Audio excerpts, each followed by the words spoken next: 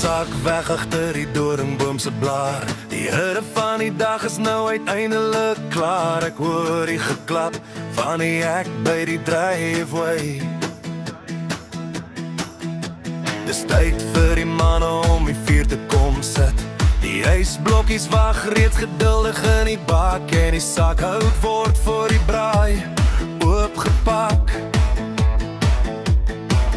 Daar is niks wat 'n siel so vinnig kan genees as die vooruitsig van 'n hand wat lekker gaan wees.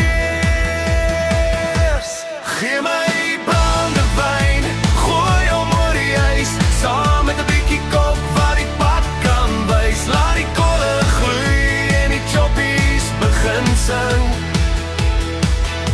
Terwyl die rook die reuk ons honger vir ons bring, dis die geur van vryheid, die smaak van die land, met 'n koue glas in die eer en die vurk in die ander hand. Ja, brandewyn kook en 'n braaivleisvuur, dis die beste ding in die lewe, uur na uur. Die vuur vat vlam, die kameeldoring brand daar. Ons gesels oor die rugby en die goeie ou tyd se hart. Die glasies brand as soos die mangsel sy werk begin doen. Dis die perfekte kombinasie soos 'n eerste soep.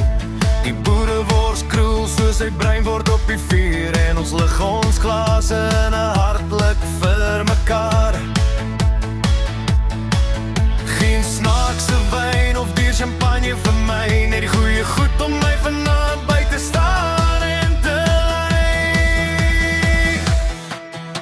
Die mense kan my kla oor die musiek en die geraas, maar vanaand is die kuier by hierdie vuur die baas. Die coke gee die boeme, die brandewyn die gees en die vleis sorg dat ons nooit weer honger sal wees. Gee my brandewyn, gooi hom oor die ys, saam met 'n bietjie coke wat die pad kan wys. Laat die kolle gloei en die choppies begin sing.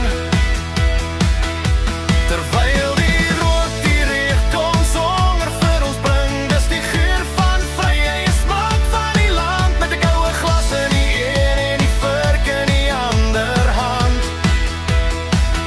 Ja, brandewyn kook en 'n braaivleisvuur, dis die beste ding in die lewe, uur na uur. So gooi nog 'n dubbel en draai om na die steek. Van die naweek het pas sy stilte gebreek, met ek en my vriende onder die sterre se lig. Net panneboy kook en braai vol so persig. Ja, dis al wat ons vra, net een laaste glasie vir die pad.